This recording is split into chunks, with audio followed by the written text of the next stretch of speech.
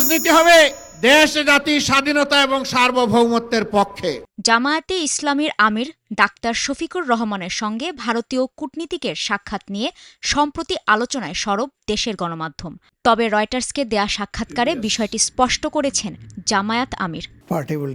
অসুস্থতার সময় এক ভারতীয় কূটনীতিক তাকে দেখতে এসেছিলেন। এ তথ্য গোপন নয় বলে জানিয়েছেন জামায়াত আমির ডাক্তার শফিকুর রহমান।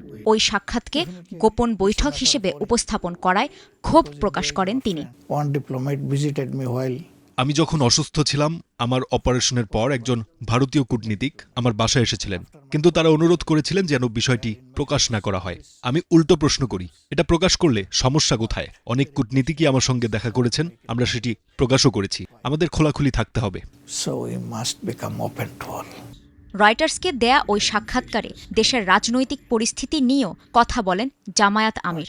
জানান, একটি স্থিতিশীল রাষ্ট্র গড়তে সব রাজনৈতিক দলকে একসঙ্গে কাজ করতে হবে। আমরা অন্তত ৪-৫ বছরের জন্য একটি স্থিতিশীল রাষ্ট্র দেখতে চাই। সব দল একত্র হলে আমরা মিলিতভাবে সরকার পরিচালনা করতে পারি। তবে আমরা ৩টি শর্ত দিয়েছি।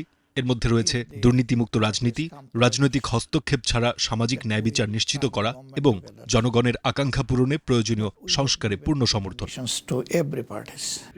জামায়াতে ইসলামী নির্দিষ্ট কোনো দেশের প্রতি পক্ষপাতী নয় জানিয়ে ডাক্তার শফিকুর রহমান বলেন, সব দেশের সঙ্গে ভারসাম্যপূর্ণ ও সম্মানজনক সম্পর্ক বজায় রাখার নীতিতে বিশ্বাসী তার দল। কাজী শাহরিন, স্টার নিউজ।